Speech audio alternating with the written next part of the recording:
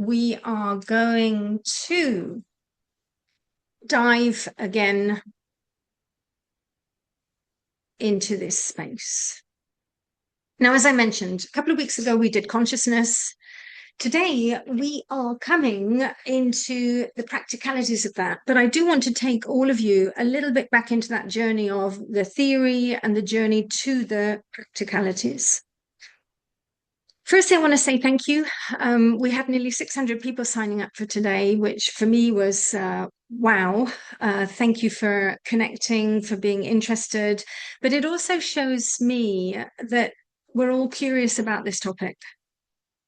And I think it's a topic that we need to really start to take control of our brains. We need to start to understand how we function, how we react. So what is metacognition? Well, as you know, I love this word because it encompasses the Roman conoscere and the Greek meta. And for me, that is the combination of the conscious, conoscere, and the subconscious, which is the beyond. So in the word itself, we have the conscious and the subconscious brain.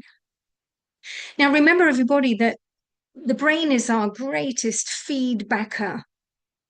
The brain is giving feedback to all of our body, and our conscious brain is our consciousness to become aware. What then is going to give feedback to the brain? Well, it has to be the brain itself. We have to become the observer of ourselves. Now, back in the 1970s, John Flavel was the first one to coin the term metacognition, cognition, thinking about thinking.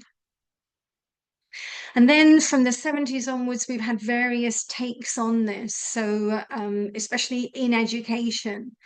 But maybe we could say that the general consensus is that it's the awareness of one's own thinking, aware and monitoring, observing. And I love Hennessy, who then says, in the attempt to regulate. So it really is the awareness helps us then to take action, to change, to reveal.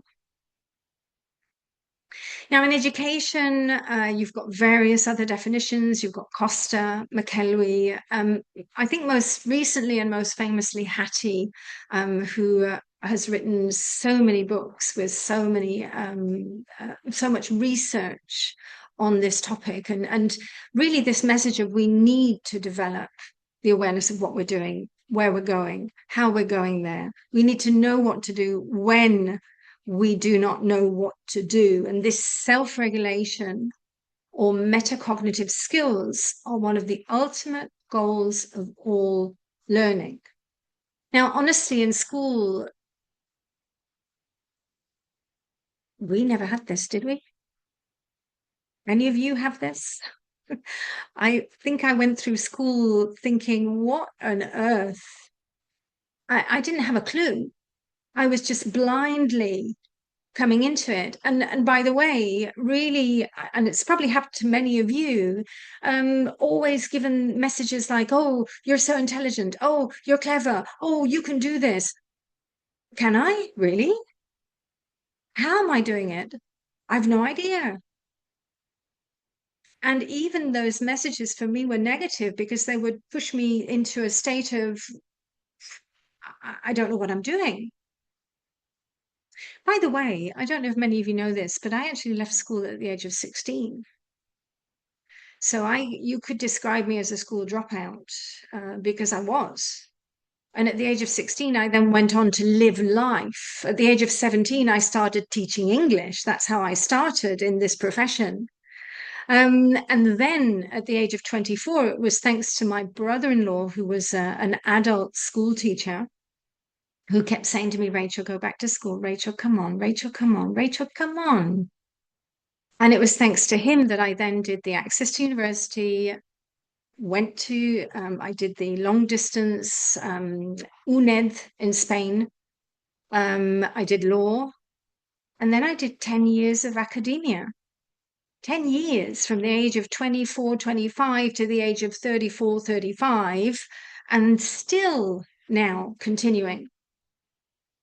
But I think it was only when I got to my BA in Sheffield that I started to ask my question, how am I learning?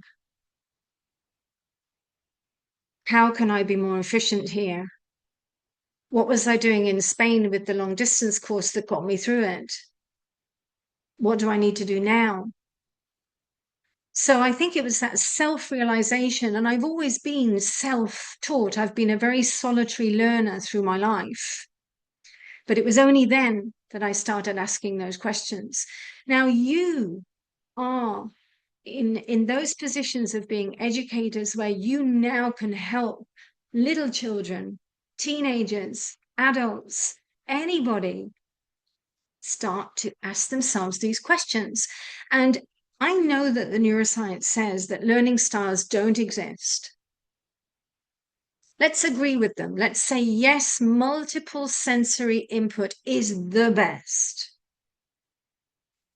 But if we follow the theory and the research that shows that every single brain is different, that we all have a genetic input that's different, what we've experienced is different, how we perceive, receive, and interpret information is different, then we have to start coming into the individual learner. We start to have to get them to ask the questions, what works for you? Might be the same as for me, might not, might be totally different. But we have to start stimulating our learners with these questions. And I would suggest even from a very young age. So metacognition in our sphere of education is very much about learner autonomy, learner ownership, being aware that they are aware. I'm aware that I'm aware. It's learning how to learn. It's empowering them. And it's really helping them to enhance their learning. And you can bring in the neuroscience, the psychology, you can bring in neuroeducation, you can bring whatever you want, but actually the awareness is key. Now, those of you who were with me a couple of weeks ago, Michelangelo came in and will remain with us for the rest of this session. Consciousness as metacognition, because I do think that metacognition is the scientific, the theoretical term for consciousness. That's all it is. So why does metacognition matter? This is the greatest gift you can give to their learners. The greatest gift is to give them that awareness of how and what works for them, how they learn, what works for them. But also the gift of giving them self-inquiry, getting them to question, ask themselves constantly. You know, we're moving into this era where it's no longer about the teacher. It's no longer about us. It's no longer about how good we are, how much we know. It's how we adapt to them and how much they walk away with from every single session, moment, class, whatever you want to call it, that they are with us. That's the measurement of today. And we know that when we start to manage our own thinking, learners are more successful. And regulating their own learning is actually an important skill. Strengthening executive functions, optimizes attention, reduces cognitive load, encourages neuroplasticity, and enhances long-term memory formation. All of those are the potential impacts when we manage our own thinking. Now let's just go into the neuroscience behind metacognition.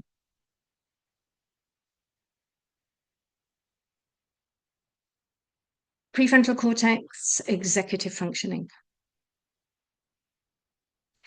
You know, David Rock, in his book, Your Brain at Work, he refers to it as the CEO. And definitely, you can feel that this is the CEO. This is the central operations, let's say, conscious operations, the planning, the decision making. Remember, you've got working memory here, short-term memory here as well. Self-monitoring, impulse control, emotional regulation, cognitive flexibility. Miriam, yes, you're reading it. I saw on LinkedIn the other day and I thought, brilliant. I do recommend David Rock's book, Your Brain at Work. It is brilliant. It's quite old now. It must be about 20 years old, but it is phenomenal because he really does take you through scenarios and scenarios to bring in awareness as well. So highly recommended. Now, remember, everybody, whenever we go into that fight or flight, prefrontal cortex is one of the areas to start becoming depleted of resources. And this gives you the feeling of shutting down, of being blocked, of being tongue-tied, of not being able to think. Because remember, the survival brain has kicked in. And the survival brain is going to make you survive, to live. So executive functions become less effective. We've got so much research on this.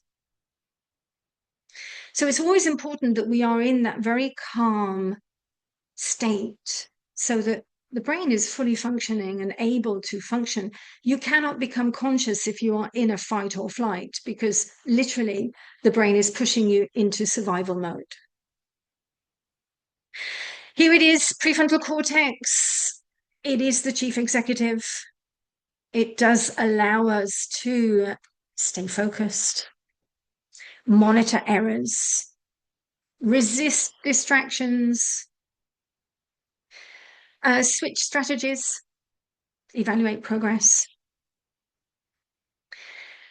And one thing, when you constantly ask yourself or you go into that self-inquiry mode, what's happening is you're constantly activating those executive functions, that executive system.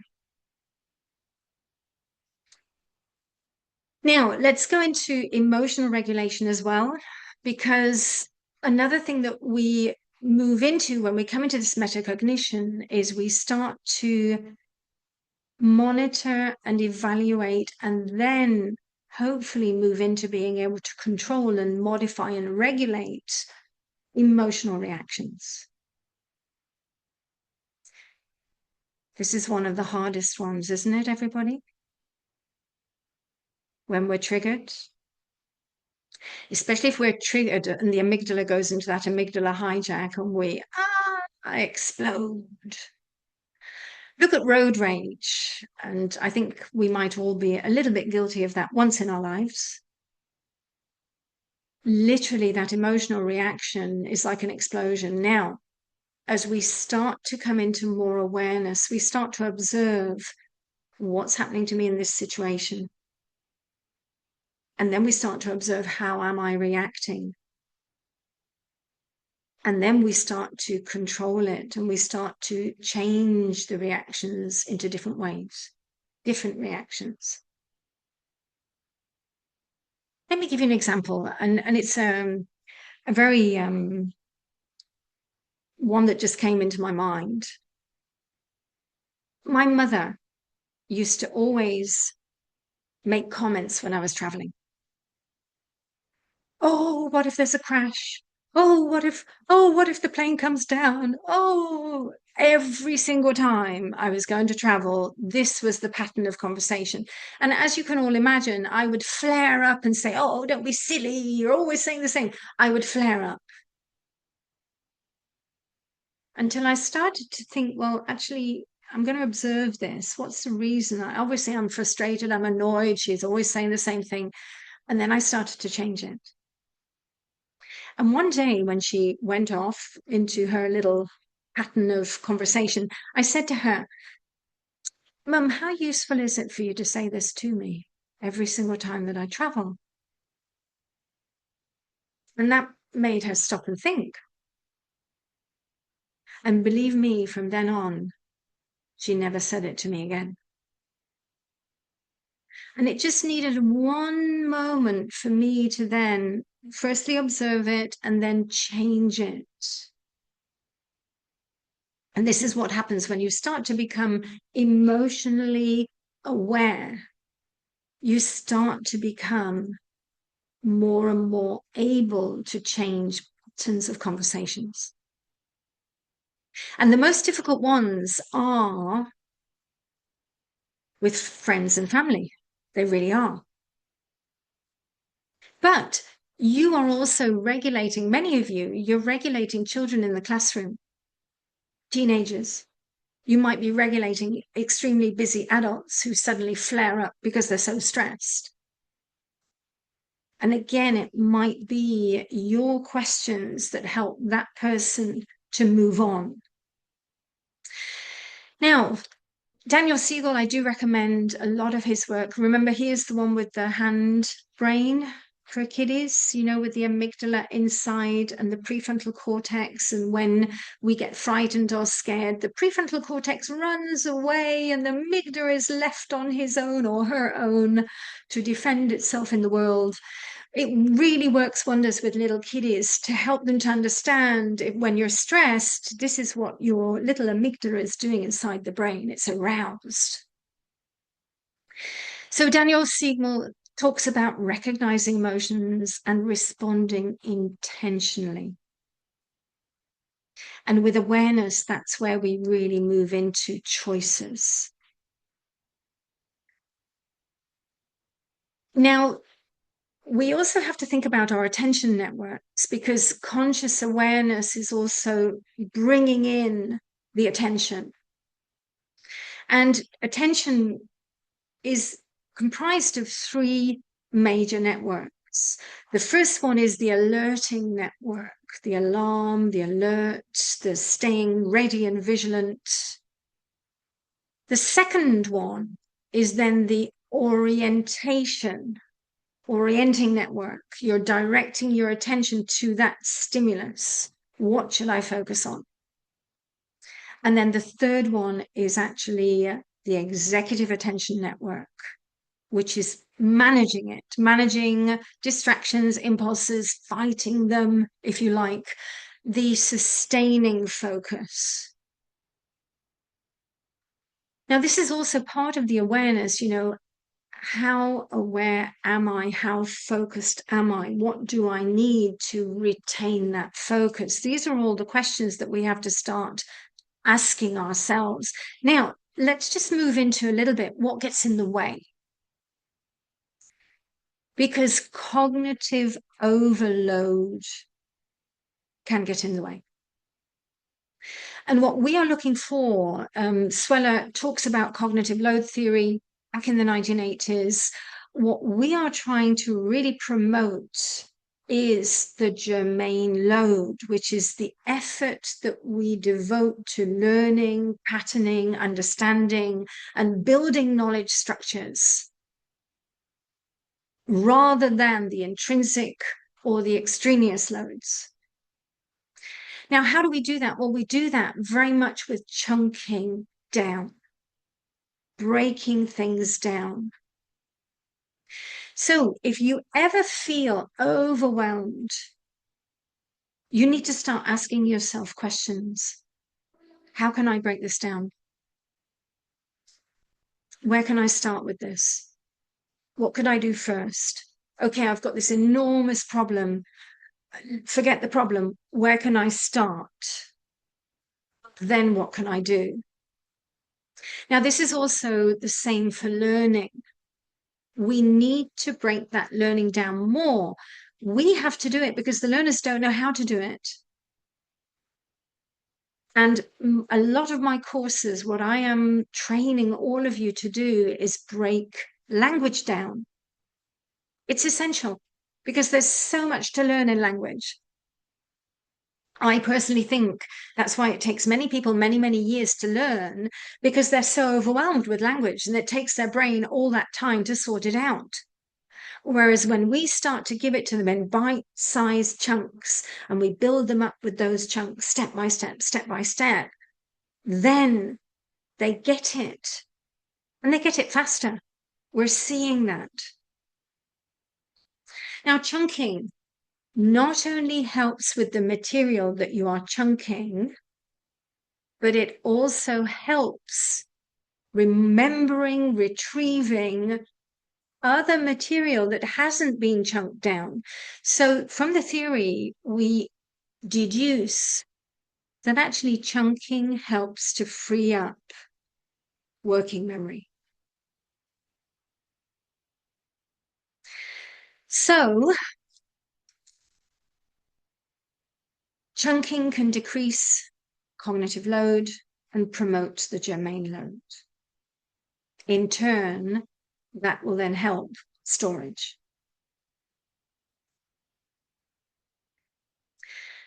Now, what else gets in the way? This is the major one. You know, our brain is, I don't think we realize just how magnificent each and every one of us we really are. And the brain is designed or created in such a way that we have the capacity to get things into programs, subconscious programs, autopilot. And thank God, you know, if every time I stood up, I had to think about every single moment, or every time I walk, I have to think about what I'm doing with my legs or my arms, and impossible to live. So there are many automated programs that we are constantly performing. Now, our brain actually likes autopilot because we need less focus, less attention, less fuel. So most of our behaviors, most of our thinking, most of our whatever we are doing is actually in those automatic programs. But this is where we need to start to bring in the consciousness. Is it a program that serves me? Well, yes, standing up, walking, doing certain things, yes. But how much of my day am I on autopilot? And that's the crucial question. You know, some of the neuroscientists say that some of us may be on autopilot 90% of our day. 90% of the day. That includes when we as educators are teaching, training, educating, coaching. And this is what we need to start shifting. We need to start bringing in much more consciousness to our day. Out of curiosity, let's do a quick poll. How much of your day do you feel that you might be in automatic pilot? 50%, 60%, 70, 80, 90? Let's do a quick quiz.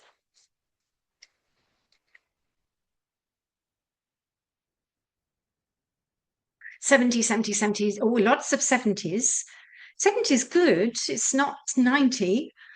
Costanza, 50. Whoa, you're winning at the moment. Ollie, 80. It's not 90, so you're on the way to coming down.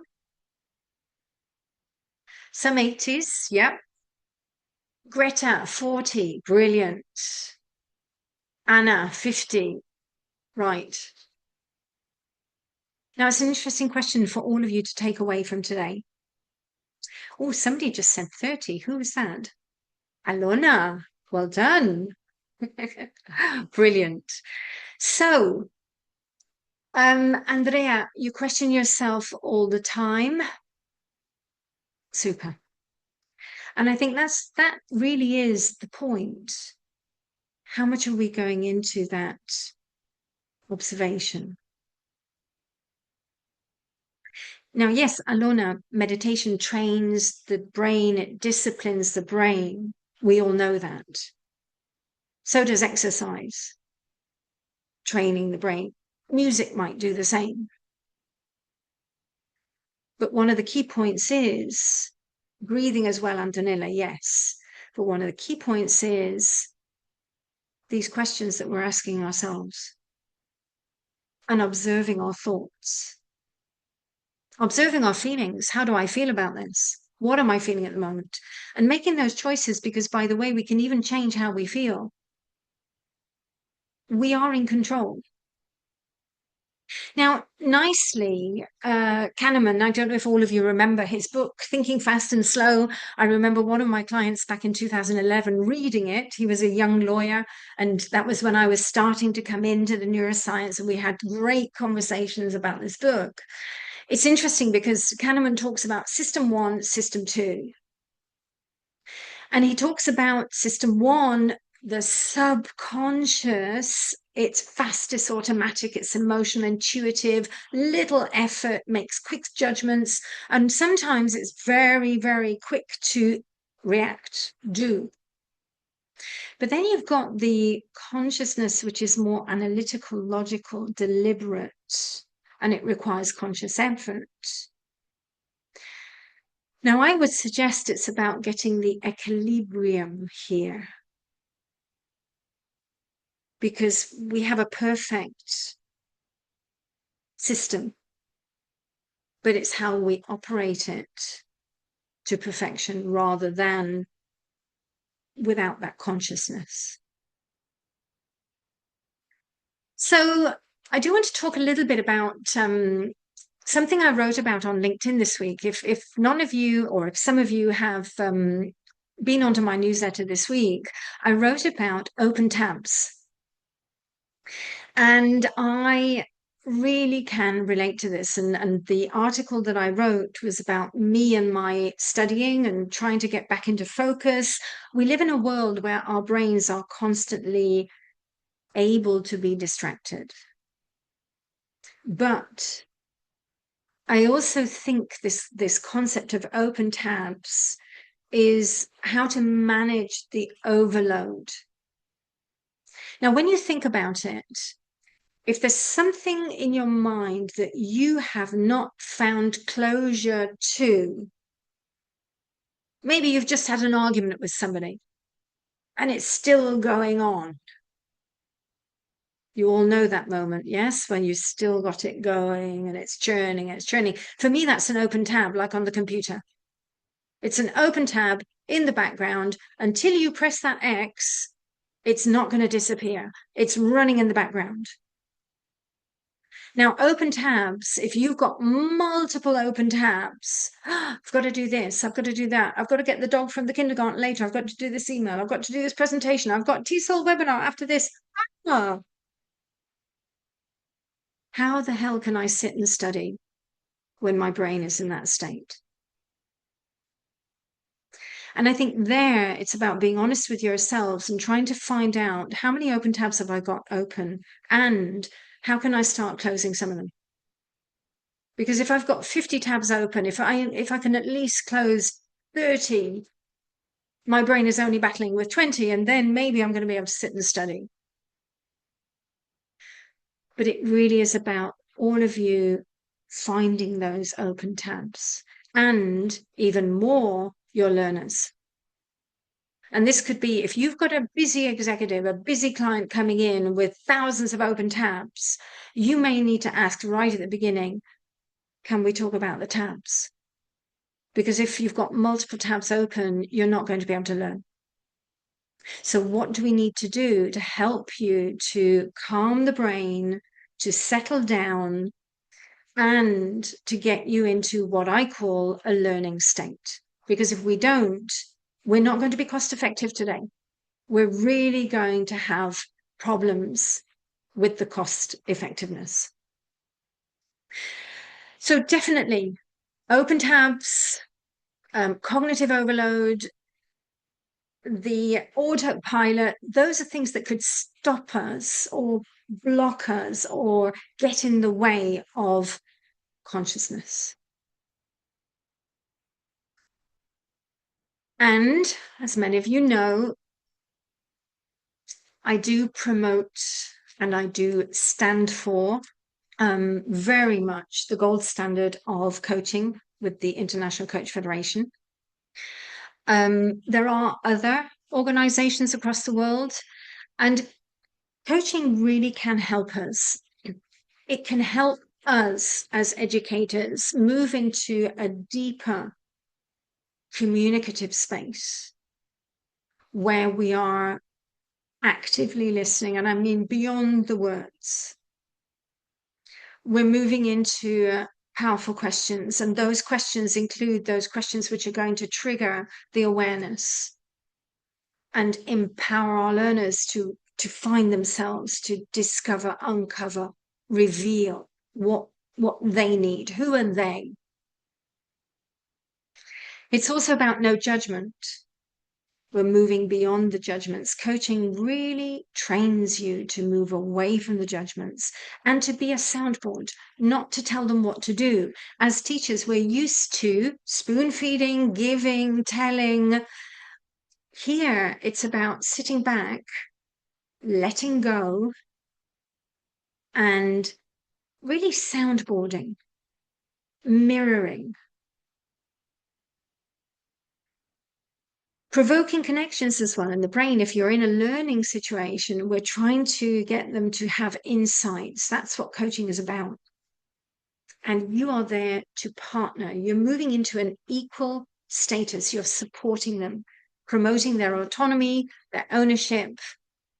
It totally changes the pattern of communication when you have professional coach training. I know that many people say, I'm a coach, and anybody can call themselves a coach. But believe me, when you've had professional coach training, it is a totally different kettle of fish. And by the way, if anybody says to you coaching is easy, I would love all of the coaches who have done the training with me just to, is it easy? Is coaching easy? No, said Christina. It isn't easy. It really is a journey. And after 20 something years, I'm still learning, everybody. I'm still learning. The ICF are now changing their credentials. So the way that they do the credentialing next year will change. And definitely, the whole industry is moving. Coaching is becoming extremely important. I will be continuing my studies in September, actually moving from the US to a UK university. And I will be very much going deeper into this topic of coaching in education.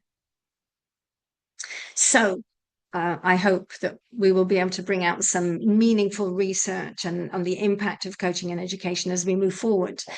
Now, thank you for bearing with me. We've gone through the theory. Now, let's move into practical.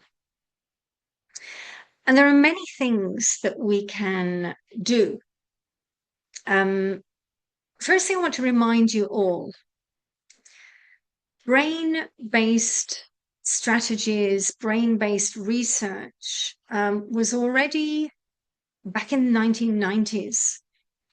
And in fact, Kane and Kane were the first ones to bring out brain-based learning. And with all of these principles in mind, this is what we need to bear in mind to realize a brain-based and effective learning and to have qualified learners.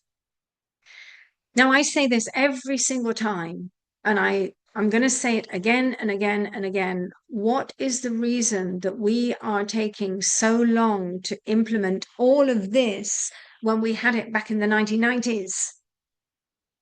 And I do think the problem is this, the step into practice. We've got the theory. We're tired of the theories. We know the theories. We know them back to front. We can regurgitate them. We can bring them out. Can we embody them? That's the question. And this is what we are doing. We're moving into embodiment. Now, I also found interesting, back in 1992, Perkins actually talking about smart scores. Again, we're looking at 30-something years ago. But I thought it was interesting that he defined 4 levels of metacognitive learners. The tacit ones are unaware. They don't think about any strategies for learning, and they just accept if they know something or not. That was me at school. I think that was all of us at school back in the day. Then you've got the aware learners, the ones who kind of know some thinking, like finding evidence, ideas, but it's not planned thinking. It's kind of random, happens as it happens. Then you've got the strategic learners, the ones who start to organize their learning using problem solving, grouping, classifying, etc. And they know and apply the strategies that help them to learn. And then you've got those who, on top of that, go into reflection. Now, I think what we are aiming for is the reflective learners that encompass the strategy and the reflection. That's what we're aiming for, everybody. So, can we create a metacognitive framework for learners? Well, we could categorize metacognition into 4 pillars. We can bring in maybe awareness, so naked awareness. We could bring it into planning. We could then bring it into monitoring as we're going along. Or we can bring it into self-evaluation, reflection. And I think if you have them in those 4 categories, it will also guide us more into how we bring the awareness to them. Now, some things, just some random things that you might be able to do in each of these categories. With the awareness, there could be those thinking aloud. And in a minute, I'm going to show you this voicing. There might be journals. There might be concept mapping. There might be learning conversations that are going to be meaningful. With the planning, what we do in coaching, the goal setting, the predicting, the visioning, the creating the strategies to get there, timing, by when, all of that planning awareness is in coaching. Everything is in coaching, but that is the, I'm going to say, the structure of coaching.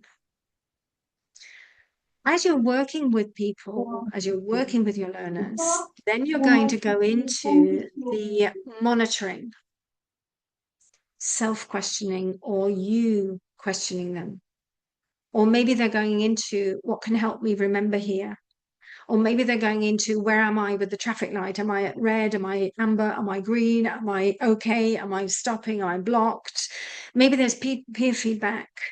Maybe there's progress checks, pulse checks along the way. And then evaluation is going to move into the reflection, self-assessment, error analysis, strategic evaluation, feeding forward, what will work in the future, and also spacing out.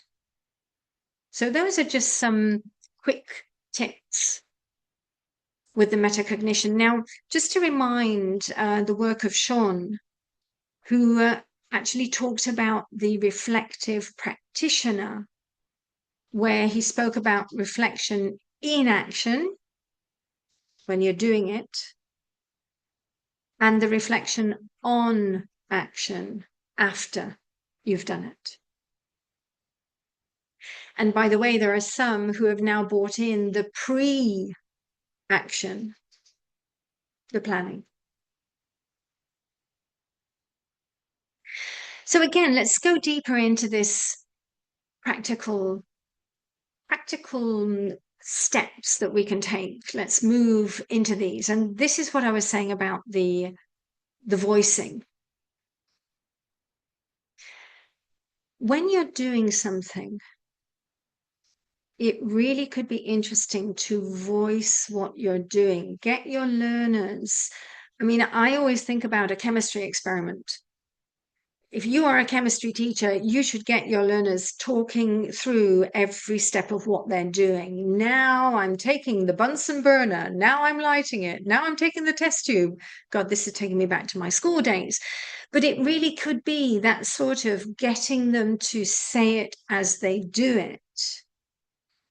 Now, in language learning, we actually need to get them saying it much, much more than we do. We need to talk less, give them a little bit, and get them saying it back to us. Even if you're talking about, okay, this is how you use the present perfect. May I say it first? And then how about you give it me back? You put it in your words, you interpret it. That's going to be more powerful. Megan, I love that. Like a TV chef. Yes, now I'm taking the eggs and I'm cracking them into the bowl. Absolutely. And maybe there could also be questions about, what do I know about this first? Then, well, how could I get to know this? Or what should I do first? Or what could help me? Visualization might also help. Seeing yourself doing something. So metacognitive talk and visualization are powerful tools to bring in awareness.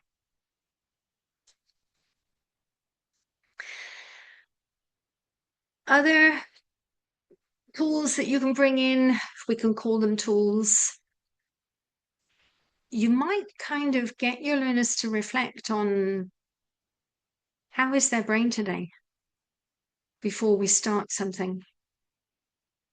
How are you feeling? Are you feeling sunny, foggy, rainy, gloomy, or any other measurement that you want to bring in?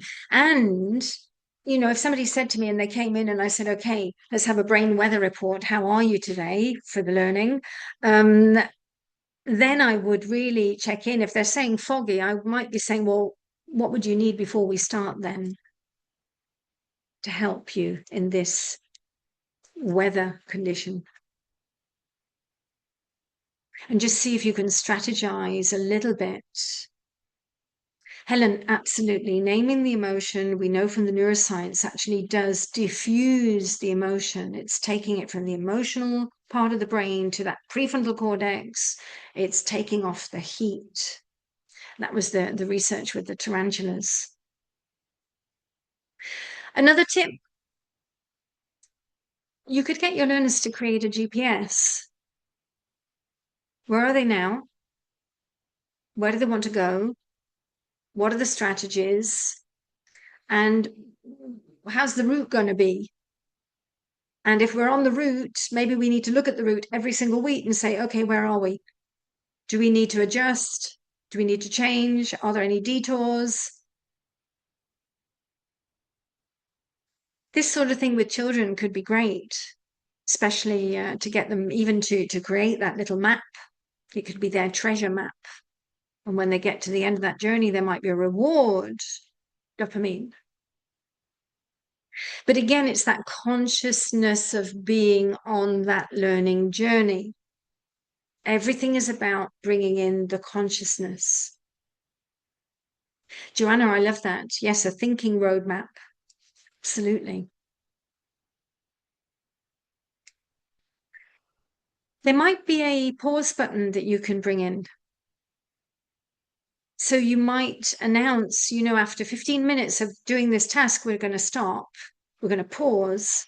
You could even make it a Kit Kat pause. You can get them all to bring out their Kit Kats and to start reflecting. Well, how are you doing with this task? How are you feeling with it? What are you noticing? If it's a language task, what about the vocabulary? What about the syntax? What about the sentence structure? And where are the difficulties? Where are you finding it more uncomfortable? And then, okay, well, what can we now do to introduce some strategies into the task as we go back into it?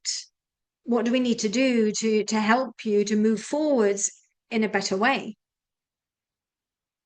So the pause button could be quite effective. Now, many of you know that when you do the course with me, I talk about this when learners just come in to say, I want to talk. With us, they can talk, but we constantly put on the pause button. We constantly bring that pause button in to self-reflect, to monitor, to evaluate before we go back into the conversation. Because otherwise, just coming to me for a chat, how can I justify the cost effectiveness of just sitting there and having a chat? I don't care how much they pay me. They can go to the coffee shop for that. But with me, it's going to be a focused chat. We're going to put on the pause button. We're going to go into that feedback, their feedback, my feedback, and then we're going to move forward. And then we put the pause button on again, and then we put it on again. So the constant plugging them back into the reason for being there is key.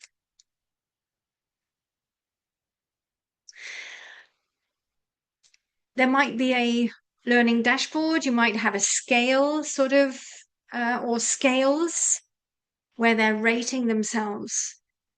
So you might get them to create their little list of what they're going to rate, maybe their mood, their focus, their confidence, their motivation, their degree of wanting to be challenged, or their progress. You could have scales for each one, and every now and again they go back to the dashboard and they're rating themselves.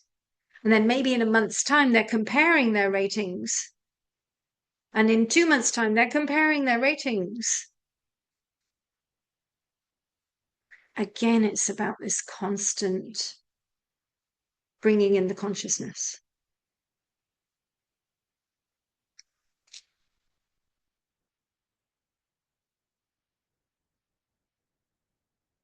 This is a great one for language learners. And Lonnie, you had us being the detectives and sitches in the conference when you opened the conference this year, detecting and for error analysis, for detecting patterns. It's brilliant. So actually, maybe you get them making a record of their mistakes. Every single session, let's write it down as a record, not as a negative, but just as an observation. And then let's track it. Let's recognize, are there patterns here? Are there errors that keep occurring? Is it something to do with the native language? Because remember, 90% of the time it's native interference. The brain is going to what it knows. Remember, it's a creature of habit. So let's track it. Let's see if we can bring in the consciousness of those errors.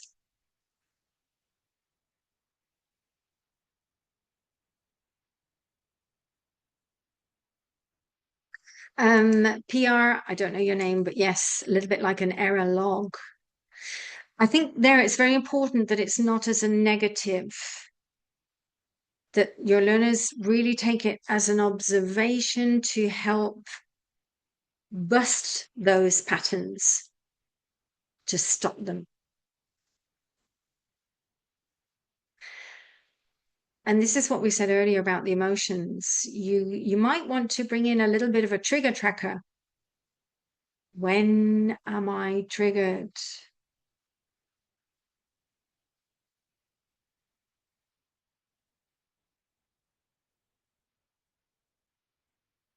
What is triggering me? How does it trigger me? What's the emotion that comes out of it? Is it anger? Is it anxiety? Is it nervousness? Is it fear? Is it procrastination? Is it hitting my motivation? What's happening with this trigger? By the way, a few weeks ago, I wrote also on LinkedIn an article on procrastination. It was my procrastination, which I was observing last autumn. Very fascinating when we sit and observe ourselves. You know, I always say, everybody, the battle in life is not with anybody or anything. It's actually with ourselves. And when we stop battling with ourselves, that's when we start to become peaceful. And I think this is really the result of constant awareness actually leads to a very quiet, peaceful mind. Yes, there might be moments that you have a little bit of a hiccup. There might be circumstances which trigger you a moment, but the recovery is faster. Your resilience is stronger.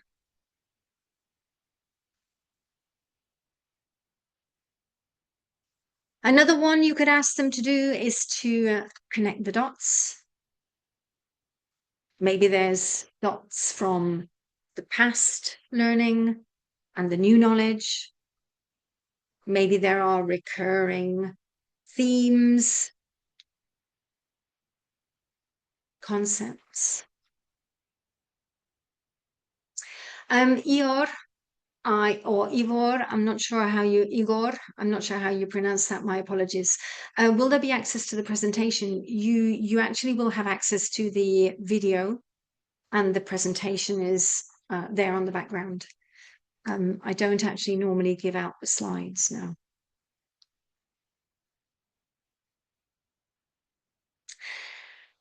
And isn't this where we are, everybody? You know, there's a little bit of I'm going to say different interpretations of MQ. Some people call it mindfulness quotient. Some people call it the metacognition quotient. I'm actually going to stick with the metacognition quotient. And somewhere last year I was reading that they're saying that the new intelligent today are not the high IQs, they're not the high EQs. It's actually the high MQs. And if you've got all three, bomba.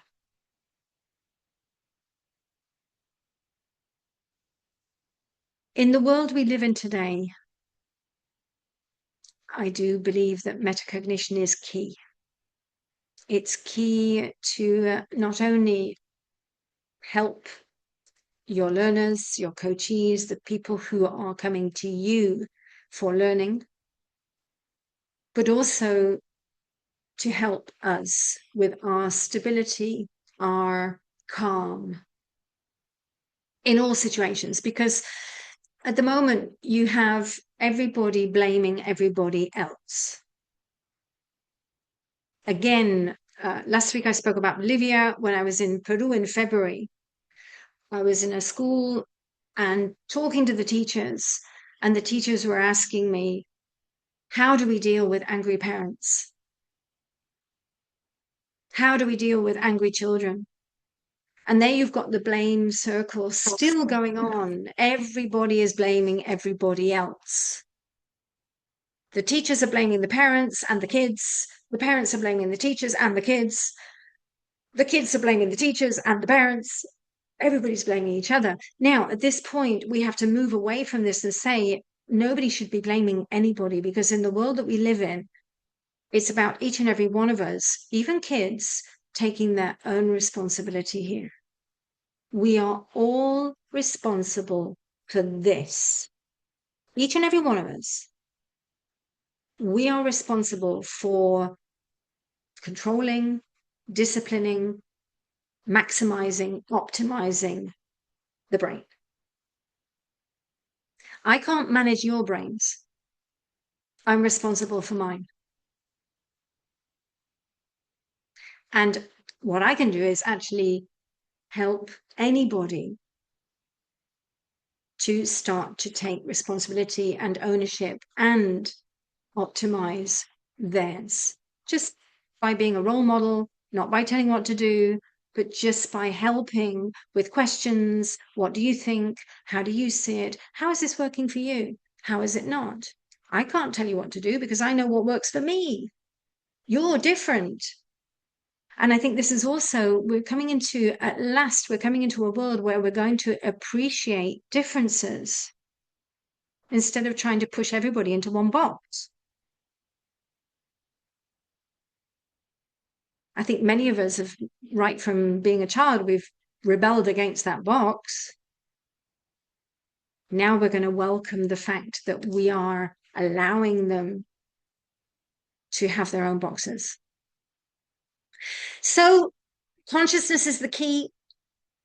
And as I said, Michelangelo, this particular picture a couple of weeks ago when I did this webinar, when I was doing the research, it really blew me away that this gentleman, Meshberger, actually has put the seed in our mind as to whether Michelangelo actually was drawing God inside a brain. And the more that I look at it, the more that you can see down there, the brainstem, you can see the cerebellum at the back, you can see the prefrontal cortex at the front. How amazing is that? And Ollie, yes, 500 years ago, absolutely. Ollie, the man was a genius. You know, they did in those particular, from what we understand, they did do a lot of dissections and sort of investigation on dead brains. So they definitely used model brains. So yes, the brain. God inside the brain. I'm going to leave that one with all of you to think about. And this is where we are today. We're coming into closing the webinar, and just want to say that for those of you who don't understand what neurolanguage coaching is, we bring in professional coach training into the way that we communicate, the way that we structure the engagement. Everything that we do is through professional coaching conversations. We learn how to coach around triggers, how to learn effectively, help them to learn effectively. We integrate the neuroscience, the neuropsychology, we integrate the metacognition and the emotional intelligence. And by the way, I'm just seeing that my slide here has gone absolutely nuts. So please forgive the slide and the visual where some writing has gone together. If you would like some more information about neurolanguage coaching, please do reach out. I started this program back in 2012. It was one of the first to be accredited by the International Coach Federation. We are still accredited by the International Coach Federation. And we are also accredited by the UK CPD Standards Board. We hold our conference in Sitges every single year. Next year, we will be again in Sitges. However, just a sneaky thought, everybody. I'm going to be looking at a new hotel next week or the week after. And it will probably be right at the other end of Sitges, near the port, on the beach. But then we're going to have a lock on the door because otherwise you're all going to go to the beach. I know you are. So we will see, but I'll let you know about that. Hopefully we'll be revealing the hotel and everything, and call for papers will start in August, and then we'll be starting the ball rolling for the 11th Neurolanguage Coaching Conference. I cannot believe it's going to be number 11 next year. If you're interested to do our free e-course, sorry, I'm just going to go back if I can. The free e-course seems to have disappeared on that slide, so I'll move swiftly on. I am going to be doing some masterclasses in August. There will be a series of 6, and each and every one of them will be like the webinar. There'll be a lot of practical things, but I'll be actually getting you doing things in the breakout rooms. So there'll be a lot more information and a lot more doing it. One of you was talking about motivation. There will be a masterclass on motivation as well. So there will be metacognition, emotional learning journeys, effective communication and dopamine, active listening, powerful questions, learner autonomy, and classroom attention and motivation. And to register, that is the link. And if any of you would like to join me on the next courses, we actually started one yesterday, so you're not too late if you want to join for the morning. You could still jump in, just having missed one session. And next week we start, actually on Monday we start with the 20th, and then there will be other courses running. We do run the courses in Spanish, Italian, French, German, Ukrainian, Polish, and there will be new dates coming out for those soon as well. Thank you, everybody. Thank you for being here.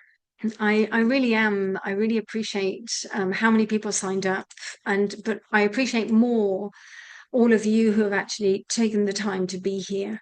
That for me is phenomenal when you take time on a Saturday morning to be here and explore this with us.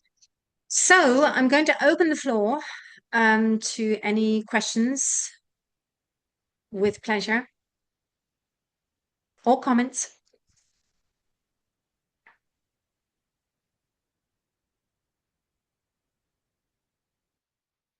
By the way, at TESOL, today at TESOL, I will be giving a little bit of a workshop at 2:00 if any of you are interested.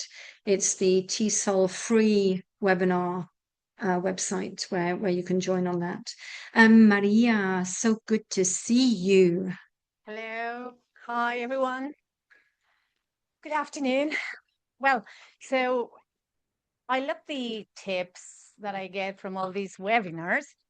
The thing is, like, I'm kind of like overwhelmed at the same time because there are so many things I would like to introduce, but I don't really know how to, like how much time you dedicate to the actual learning of the language, right, to the coaching. So I want to introduce it, but I feel like they will eat up basically the whole session.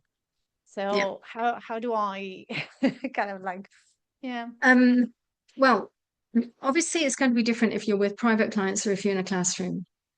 If you're with private clients, I might be tempted to say to them, we do the first session. So in neurolanguage coaching, those of you who know the process, we actually do a hallmark for a session where we get their goals, their actions, their time, we create the roadmap. We do everything in that first session. Now, if the client then said, okay, yes, let's go ahead, let's start, I would then go away, create their schedule, and I might ask them, how would you feel about having an extra half-an-hour session just for us to map out your metacognition journey with me? And by the way, I would get them to pay for it. So it would be part of the paid process. But it would be, and you can explain to them, this would be about helping you to create your awareness in this learning journey. And if they're open to it, fine. Now, a lot of what we do in neurolanguage coaching actually brings in that metacognition. So you're doing it all the time. You're doing it with the way that you're getting them to set the goals, getting them to take the autonomy, the ownership, the way that you ask the questions. You're already doing it, Maria. So it's whether you extend it to that extra mile. Now, if you extend it to the extra mile, I would suggest to take that framework, the planning, the executing, the performing, the reflection, and then the self-evaluation, the monitoring, and then the self-evaluation. And I would take each of those, and in that half an hour, discuss with the learner, okay, how are we coming into each of these? And that could be a way of doing it. Okay. Now, if you're in the classroom, if you're with kiddies, I might have a little bit of a conversation with the kids about metacognition, because you need to explain it first. Even with little kiddies, explaining how they can start to observe themselves, share how they're feeling. Maybe you can bring in things like the weather report. Some schools already do this. Tosha, I think you work with kiddies. And I think you do. Oh, you don't? No, you work with adults. Yeah. I think there was another lady from those Nordic countries. Costanza, you work with kiddies? Yes? Yeah. So I think a lot of you are already doing things like, how are you feeling? Sunny, foggy, rainy, or what color are you feeling today? Or what animal are you today? So you can start to bring in sort of emotional metacognition. But you could start to bring in some of those activities like the learning detective, or the roadmap, the GPS roadmap. Okay, kiddies, let's take 5 minutes just to create your learning roadmap today, or something like that. Or you are the one that's actually asking those questions before they start a task, pause button to get them to share, after evaluation. So with classrooms, you are the one that will have to see where you're going to be mapping it in and interweaving the meta. If you're with teenagers, I think you can really talk to them more about it. I think it's important for teenagers nowadays to understand that they can take control. It's not about life happening to them. It's about how they can create their life for themselves. And I think this is a major message for everybody. We can take control. Joanna, yes, teens are interested. And I think they're even more interested because they recognize that they're struggling. They're struggling. They're struggling because of the pandemic consequences. Those years that they were in the pandemic, they were probably 7, 8, 9 years old. They're struggling with communications, social interactions. They're struggling with attention because of all the distractions. Some of you may have heard me say this, and we'll probably do a webinar on attention maybe in August, September. For me, I honestly feel that we need to stop talking about attention in a negative way. Because actually what's happening is we need to applaud our brains for dealing with so many distractions. And then what we need to do is manage our brain's focus. What do we need to bring in the focus? When do we bring in the focus? When do we let the brain go and play? When do we bring in the focus? When can we go play? And by the way, this is for me as well in my brain. My brain loves to play. Goodness. So how do I discipline it to say no? Focus. Then you've got half an hour. And by the way, alarm after half an hour and shut down. Again, it's the willpower and the recognition of addictions nowadays. It's very easy to get addicted. Well, my brain is a particularly addictive brain. Anybody else? Any questions, comments?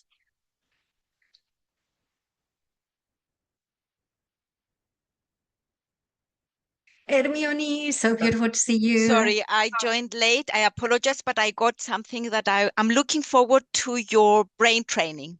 When our brain, because some of our brains are very, other than scatterbrain, is also loving the addiction to distraction. I would really be looking forward to your next, how to ourselves first before we are a role model to others. I'm the first candidate to attend your brain training for ourselves first. Really, it's how to manage all that. Thank you. Yes. And you're giving me an idea, maybe I mean, obviously the masterclasses are more orientated to educators and teachers and trainers, but I might do a special one which is dedicated to that. So with pleasure, we can definitely explore that. You're giving me an idea, and I'll probably do like an exclusive brain training session. And yes, you know, it doesn't happen overnight, everybody. And I think this is one of the major things to recognize, that we live in a world where we all want everything instantly. And we have to understand, we have to go back to how life used to be in the 60s and the 70s when things weren't instant. And this is where we have to get used to enjoying the journey So how can I start to enjoy the journey with my brain? And there's going to be ups and downs. There's going to be times when I'm fighting it.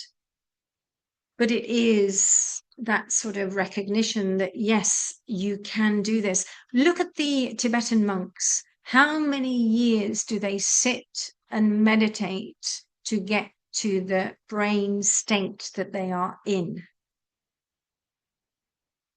Now, there are brain training programs out there. There was one with a Dr. Hart, Dr. James Hart, and I actually met Dr. Hart in Germany some years ago. And I can't remember what his training was, but people like Tony Robbins have been to this training. And what they do in 1 week, they go into this alpha and theta brainwave training. And apparently you get the brain of a 20-year Tibetan meditator after 1 week's training with them. Now, I actually wanted to go and do the training. The problem is it costs $25,000. Well, if you've got that to go and spend on it, please let me know. And please, if you do the training, come back, let me know how it went. Or alternatively, you can go and ask Tony Robbins because he did it. But there are training programs. What I'm really wanting to say is there are training programs to come into this quickly. So you do not have to be 20 years meditating to start to come into that discipline and inner peace. Because at the end of the day, that's what we're all looking for. We're looking for that inner peace. We're looking for that quiet brain. That's what we're looking for. And we're looking to help others achieve that too. So, Hermione, thank you for that. I'll sit on that. I'll think about it. Yes. And by the way, everybody, I'm very human. So I do have my moments, as you all know, as you've all seen today as well. So I have my moments where I'm very human and I have my limits. And one of the major differences now is that you get to a certain age where you delineate your limits calmly.